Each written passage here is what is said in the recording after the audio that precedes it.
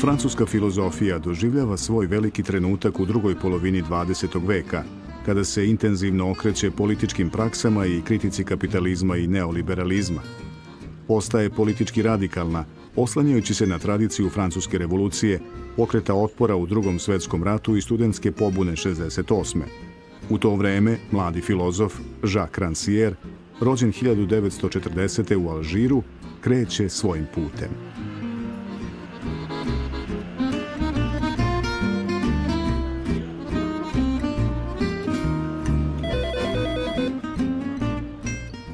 Jacques Rancière, c'est un grand plaisir de vous rencontrer à Paris. Alors, j'aimerais commencer cet entretien par revenir à votre jeunesse. Donc, dans les années 60, les intellectuels de Paris et de la France étaient un phénomène mondial. Donc, il y avait un feu d'artifice d'idées tout bouillonnées. Ils étaient épris des idées marxistes, staliniennes, maoïstes. Et à cette époque-là, vous êtes un jeune étudiant de philosophie.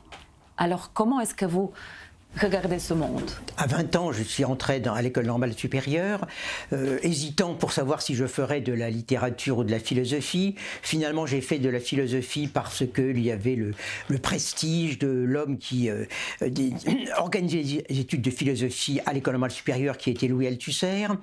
Donc voilà, c'était les années 60, c'était un moment de grande effervescence, bon, on peut dire dans le monde entier, quoi, dans le monde entier. Bon, mais tout est reparti de Paris, de la France. J'espère.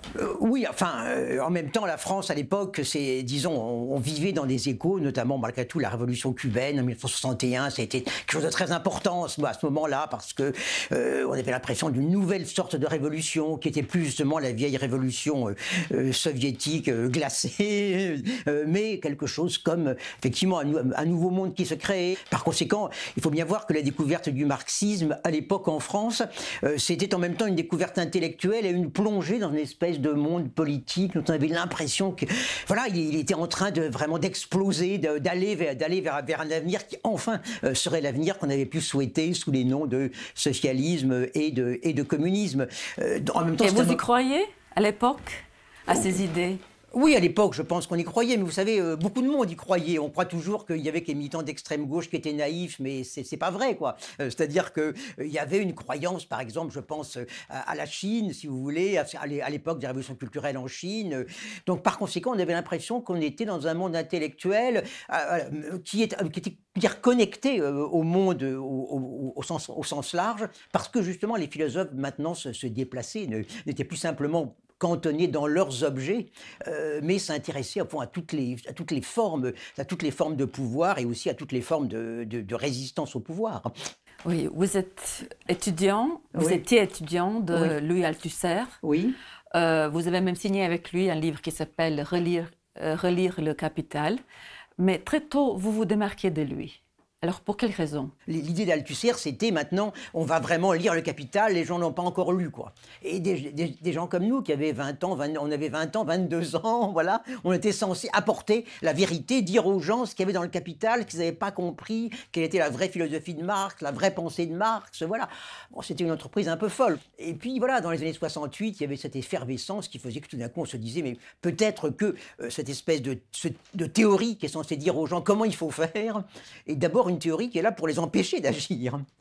Donc voilà, il faut se souvenir qu'il y avait en 68, ça a été un mouvement qui a été aussi largement contre l'autorité du Parti communiste, l'autorité, si vous voulez, du communisme officiel. Par conséquent, voilà, il y a eu cette espèce de révolte d'une grande partie de la jeunesse qui avait été mobilisée en 68 contre le marxisme académique, le marxisme officiel, le marxisme du Parti communiste, le marxisme institutionnel, quoi.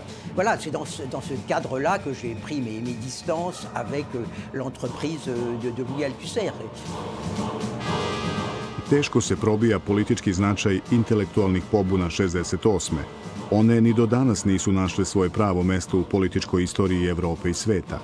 A te pobune su se dogodile i događaju se svaki put sa pojavom spontanih političkih nemira vođenih čežnjom za demokratijom, smatra Rancière.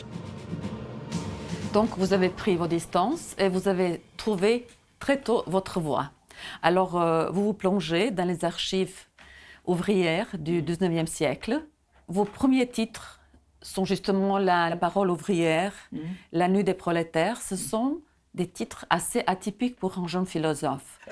Ce qui est très très frappant dès qu'on se lance un petit peu dans ce travail sur l'archive ouvrière, c'est de voir que le principal problème, disons la principale oppression subie par les ouvriers, c'est pas tellement que les salaires soient bas, c'est pas tellement qu'il y ait toutes les conditions de travail, c'est d'abord l'absence de temps. Ces gens qui travaillent toute la journée, qui normalement devraient se reposer la nuit, ils décident que non, ils ne vont pas se reposer. Ils vont lire, ils vont écrire, ils vont se réunir, ils vont discuter en commun. Et voilà, et donc ils vont prendre sur la nuit le temps le temps qui est nécessaire pour justement sortir de cette espèce de prison du temps ouvrier. Bon, c'est pour ça que mon livre s'est appelé La nuit des prolétaires. La nuit, pas pour dire que c'était triste et qu'ils étaient malheureux. Non, la nuit pour dire que c'est vraiment le moment où ils essayent de se ressaisir du temps, de redevenir un petit peu propriétaires de leur temps et, disons, acteurs de leur manière de vivre dans le temps. Sa radničkih pokreta 19. veka, Rancière prelazi na evropsku građansku elitu 21. veka u naslovima Na rubovima političkog, Metoda jednakosti, Mržnja prema demokratiji. Planetarni renome Žaka Ranciera leži i u pitanjima kojima se neprestano vraća. Kakav je danas odnos građana prema demokratiji ili kako je došlo do dileme komunizam ili demokratija, do veze kapitalizma i demokratije ili pak do mržnje prema demokratiji.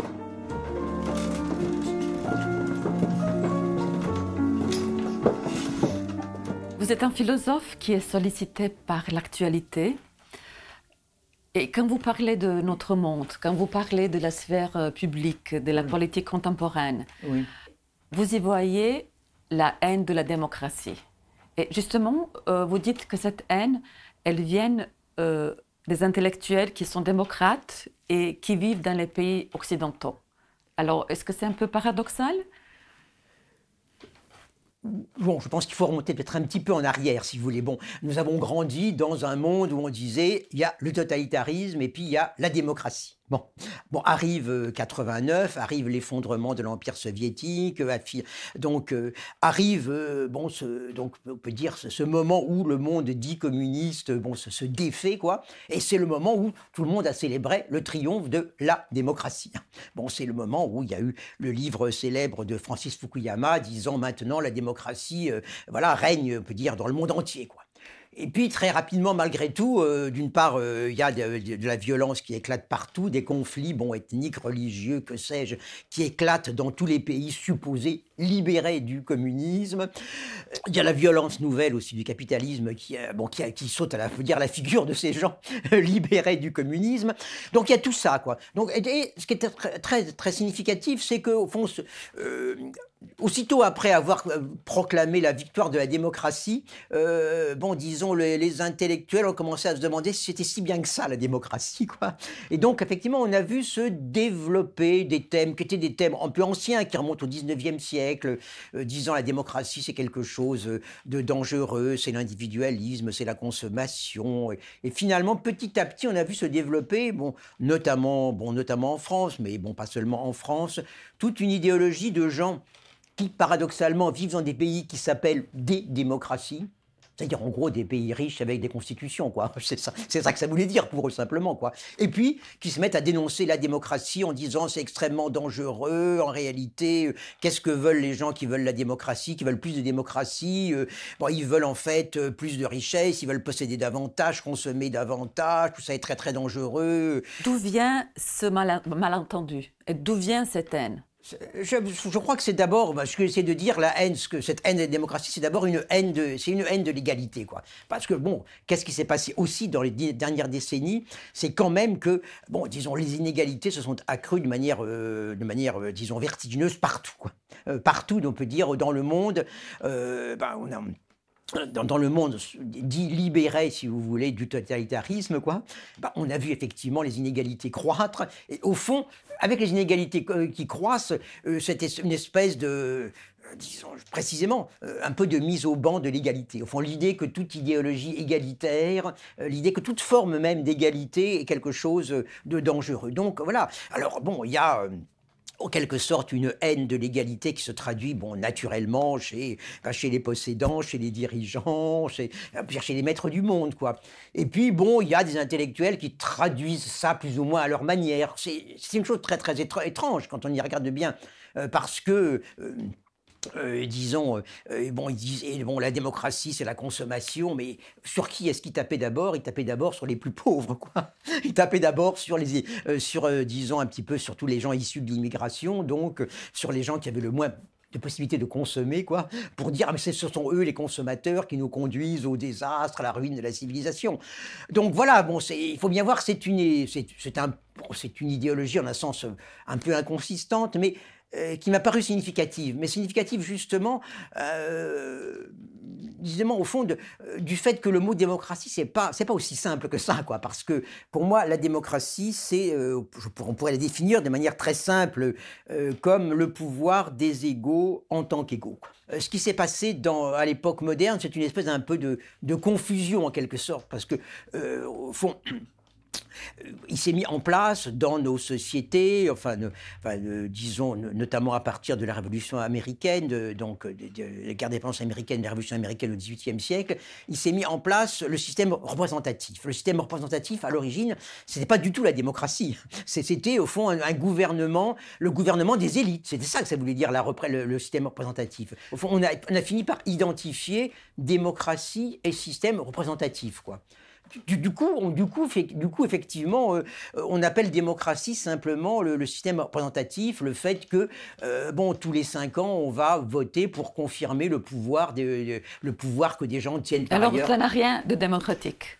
Ça n'est pas la démocratie, fondamentalement. Le système représentatif, c'est un système, on peut dire, d'auto-reproduction des élites, auquel, effectivement, on peut dire, les individus sont priés un petit peu d'apporter leurs sanctions de temps en temps. C'est-à-dire, disons maintenant, disons la politique est devenue partout une espèce de métier, donc c'est devenu une espèce de classe qui se reproduit elle-même. Et disons, en ce moment, on s'inquiète un peu partout de tous ces gouvernements autoritaires, comme en Hongrie, comme en Pologne, comme en Italie maintenant, mais y compris un pays comme la France, c'est un système parfaitement autoritaire aussi, quoi.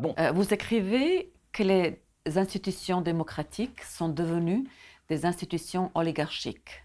Alors, comment faire une politique? Comment créer cette politique qui ne soit pas l'art de l'illusion? Je dirais qu'il y a quelque chose comme ce système représentatif qui est purement aujourd'hui un rouage de l'État, quoi. C'est un rouage de l'État. C'est-à-dire il y a une époque au XIXe siècle, dans des pays comme la France, on pouvait dire il y a la nation qui existe, si vous voulez, indépendamment de l'État. Tout ça maintenant a disparu. Les partis ne sont plus que des rassemblements de gens qui veulent être députés ou ministres, quoi. Par conséquent, disons effectivement, Donc les partis ont la gauche qui a une grande tradition, une gauche française qui n'est pas très visible aujourd'hui. Et on a la droite, et on voit cette montée de la droite. Dans les sociétés modernes, on voit les idées de racisme, de xénophobie, prêchées par les gens qui sont démocrates. Alors, je pense pas qu'ils soient démocrates. Soi-disant démocrates. Alors, qu'est-ce qui s'est passé? Pourquoi notre monde est devenu si chaotique? Malheureusement, je ne sais pas s'il est chaotique, il a son ordre à lui, hein. Mais non, ce qui s'est passé, je crois, malgré tout, dans ces dernières décennies, qui a été très frappant dans beaucoup de pays, soit des pays occidentaux, soit les pays ex-communistes, c'est qu'en gros, disons, les partis de gauche au pouvoir ont fait la même politique économique que les partis de droite. C'est-à-dire que fondamentalement, tous les partis de gauche, les partis de gauche ont tous adopté finalement le programme dit néolibéral, bien qu'il ne soit pas du tout libéral, qui est en gros le programme, on peut dire, qui fait de toute forme de vie en quelque sorte une forme de vie asservie au système capitaliste. C'est-à-dire que tous les partis de gauche ont plus ou moins souscrit à la destruction des services publics, à la loi de la concurrence partout. Voilà. Donc les partis de gauche ont pratiquement partout fait une politique qui était la politique économique de la droite, quoi. Du coup, les partis de droite n'ont plus qu'une seule manière de se démarquer, quoi, qui était de se démarquer effectivement du côté du développement des idées racistes, xénophobes, de la recrudescence des idées, disons, des intolérances religieuses, de toute la recrudescence effectivement faut dire des formes de haine et d'exclusion, quoi. Alors aujourd'hui, on peut dire qu'on en est là, quoi. On en est là. Bon, et effectivement, disons, si on prend un pays comme la France, bon, la gauche pratiquement n'existe plus. La gauche n'existe plus, mais aussi, ça veut dire aussi que la droite s'est extrémisée. Aktuelni politički trenutak u Francuskoj pokazuje isti tip ljudi na suprotnim stranama barikade. Na proteste izlaze mirni, prosečni građani koji traže pravo da govore i pravo na uređen građanski život, ali i oni koji naprasno menjaju dojučerašnji tolerantni stav, opsednuti rasizmom i mržnjom. Pokvarena vremenska mašina dovodi preživele režime na političku scenu. Takozvani žuti prsluci donose novi stil političke borbe u Francusku. On est un printemps 2019, on voit dans les rues de Paris, on voit les gilets jaunes. Alors, est-ce que c'est un acte démocratique qu'on voit? Est-ce que la démocratie se passe dans la rue ou dans le Parlement? Ce qu'il y a de démocratique proprement dans le mouvement des Gilets jaunes, et qui a surtout été bien sûr frappant au départ du mouvement, parce que malgré tout c'est un mouvement qui s'essouffle un petit peu.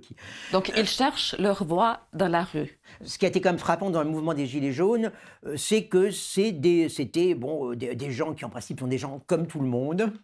Des gens qui viennent pas, en tout cas majoritairement pas de l'extrême gauche, qui sont pas majoritairement des intellectuels, des gens, donc on peut dire qui sont comme des Français moyens, quoi. Des Français moyens, des gens qui appartenaient à ce qu'on appelait la majorité silencieuse, quoi. Donc, et puis, voilà, ces gens sont descendus dans la rue, tout d'un coup ils se sont mis à parler. Ce qui est très très frappant, c'est que au départ ils sont descendus dans la rue autour d'une histoire de taxe sur l'essence, quoi. Mais que très très rapidement, finalement, cette histoire de taxe sur l'essence est devenue un combat contre l'inégalité fiscale, que très rapidement c'est devenu comme une espèce de manifeste, on peut dire, contre l'inégalité, quoi. Donc au fond, ce qui est tout à fait intéressant dans ce mouvement, c'est qu'on a des gens qui normalement sont des Français moyens silencieux, ou bien des Français moyens qu'on aurait plutôt tendance à classer à droite, voire même à l'extrême droite, quoi, et puis qui ont pris la forme d'action, qui est la forme malgré tout un petit peu des jeunes révoltés, quoi, la forme d'occupation. Ils n'ont pas occupé les places, ils ont occupé les ronds-points, ils ont également adopté des formes d'organisation horizontale, refusé les chefs. Donc voilà, je crois que ça a été ce mouvement qui a été très significatif, effectivement, qui a été un mouvement démocratique fort, quoi. Donc voilà, on est dans un monde où il y a des effervescences démocratiques très très régulières, quoi. On peut dire que depuis le printemps arabe, en passant par tous les mouvements des places occupées, les mouvements des indignés, jusqu'aux Gilets jaunes, voilà, on peut dire des sortes un petit peu de mini-insurrections démocratiques tout le temps, quoi. Et en même temps, est-ce que ça va produire des révolutions démocratiques ou pas?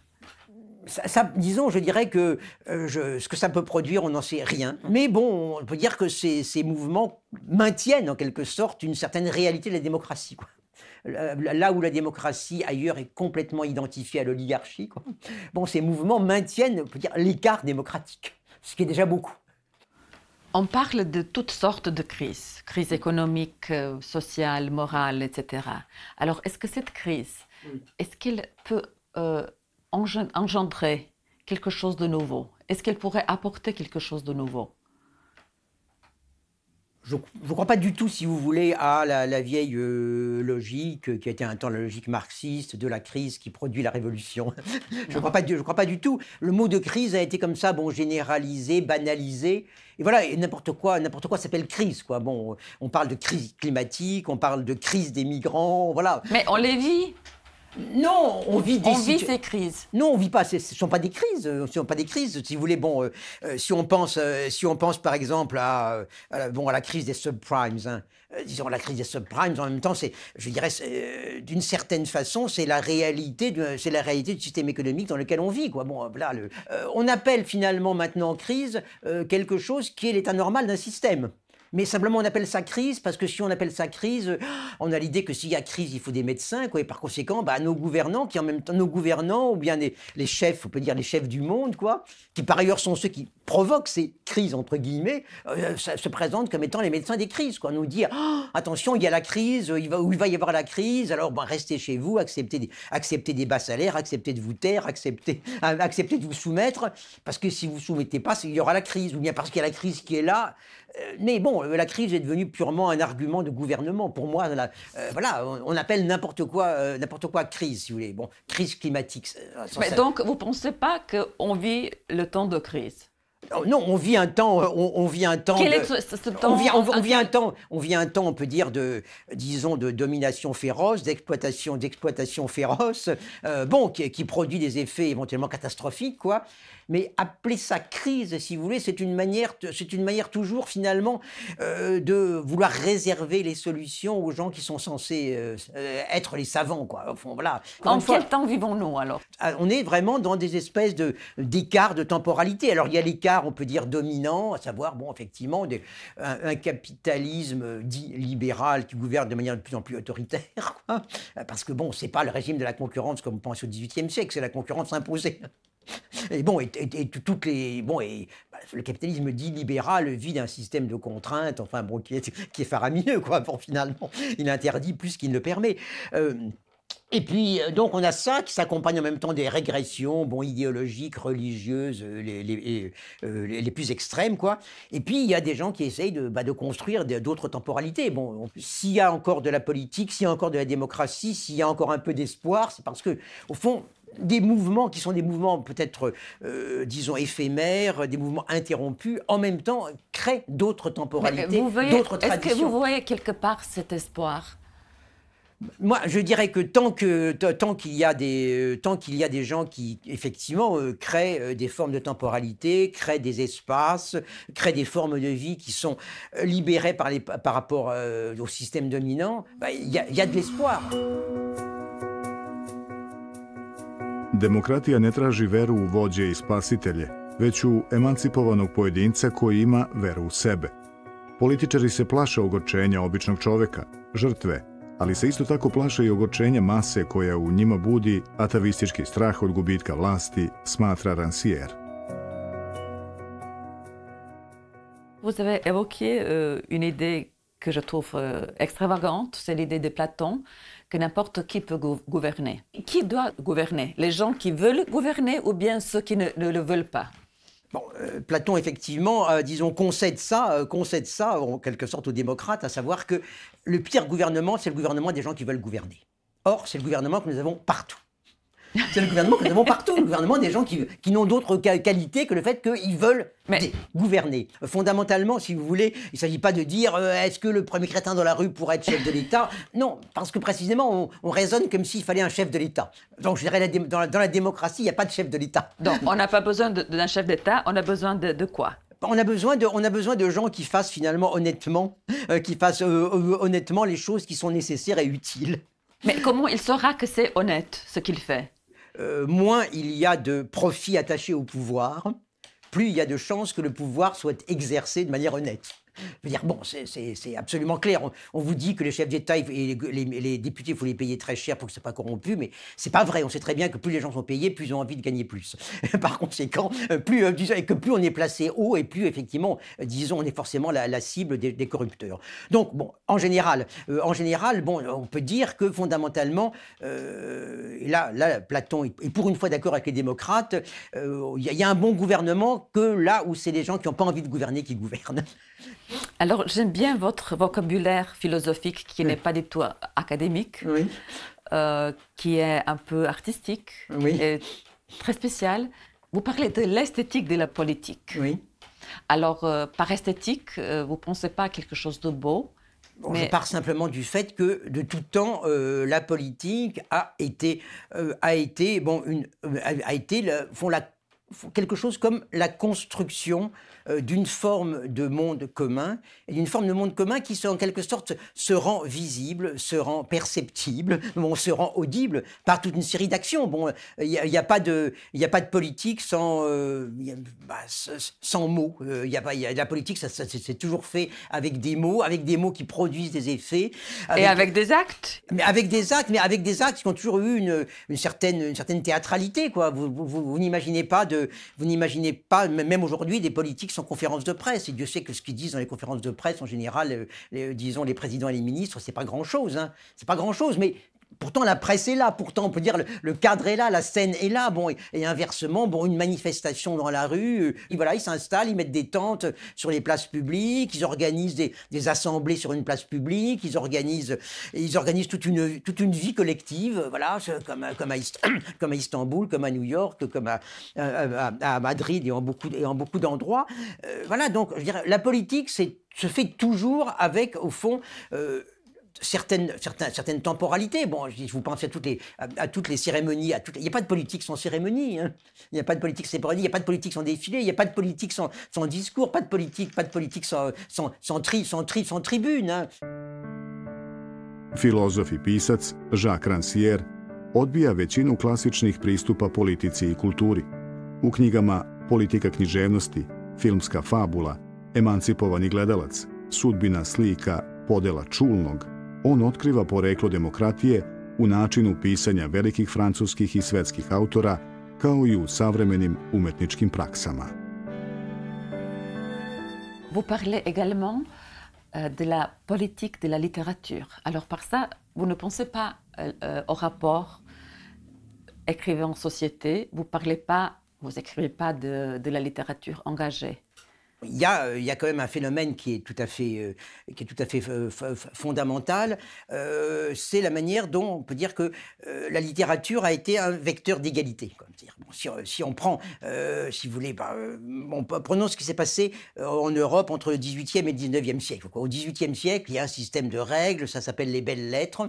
Les belles lettres qui définissent effectivement quel sujet on peut prendre, quel sujet on ne peut pas prendre, qui définissent les sujets nobles et les sujets pas nobles, qui disent que pour un sujet noble, bon, il y a une forme noble, pour un sujet vulgaire, il y a une forme vulgaire, et ainsi de suite, bon, qui a du savant et puis du populaire, de l'élevé et du bas, et ainsi de suite, voilà. Et puis, qu'est-ce qui se passe au XIXe siècle? Il se passe cette espèce de révolution qui est démocratisation. Oui, on peut appeler une démocratie est entrée dans la littérature au 19e. La démocratie, en tout cas une démocratie spécifique, à savoir que on peut parler de tout. Bon, pour dire qu'on peut penser à ce qui se passe avec la poésie en Angleterre, avec Wordsworth, qui décide que on peut faire un poème en parlant simplement des soucis d'un paysan, quoi. Après ça, il vient Flaubert qui déclare qu'il n'y a pas des sujets nobles et des sujets vils, quoi, que tous les sujets se valent, et en particulier, malgré tout, qui le prouve en parlant des états d'âme d'une fille de fermier, quoi, qui vit petitement Donc, en Flaubert, province. il est le premier démocrate dans la littérature.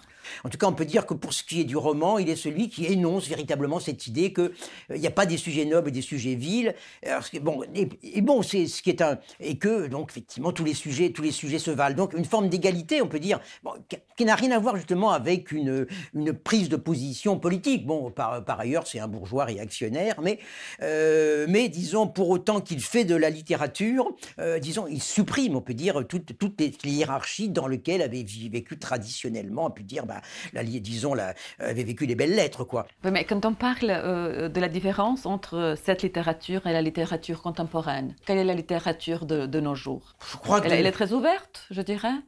Il y a eu, on peut dire, comme un grand moment de la littérature, où la littérature a fait comme une espèce de corps avec, au fond, toutes sortes de formes d'expériences nouvelles de la vie, de la société, quoi. Après, ça a été un temps peut-être relayé par le cinéma, quoi, si vous voulez.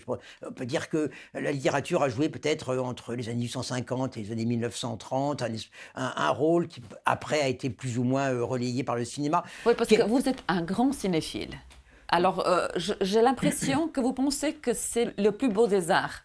Oh, non, je ne fais aucune... Ou le plus intéressant, ou je fais quelque aucun chose classement. qui vous touche le plus. Je fais aucun classement. Je pense que ça a été effectivement à un moment donné aussi, bon, c'est peut-être plus maintenant le cas, mais disons un art qui a effectivement complètement bouleversé les hiérarchies traditionnelles. Bon, au début, la littérature, bon, c'est-à-dire c'est comme un mouvement inverse. Bon, la littérature, on est passé des belles lettres comme ça, très nobles, à la littérature qui s'occupe des gens tout à fait ordinaires.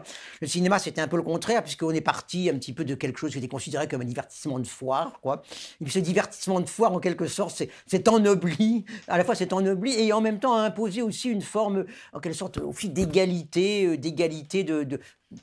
de tous les sujets. Bon, est-ce qu'il y a actuellement un art qui joue ce rôle? C'est très difficile à dire. Maintenant, ce qui est à la fois intéressant et quelquefois un peu déconcertant dans l'art contemporain, c'est justement que l'art contemporain est devenu quelque chose d'extrêmement ouvert, mais effectivement du même coup un peu indéfinissable. C'est-à-dire que si on va dans une biennale d'art contemporain, ben, on voit de tout, quoi. C'est pour ça que vous parlez d'un spectateur émancipé. C'est ça. Oui, enfin, on peut dire que c'est une forme d'émancipation. C'est-à-dire, j'ai parlé du spectateur émancipé, si vous voulez, par rapport à une tradition qui était une tradition autoritaire, quoi, une tradition autoritaire au fond de l'art qui veut, au fond, justement, produire des transformations définies chez les spectateurs, quoi.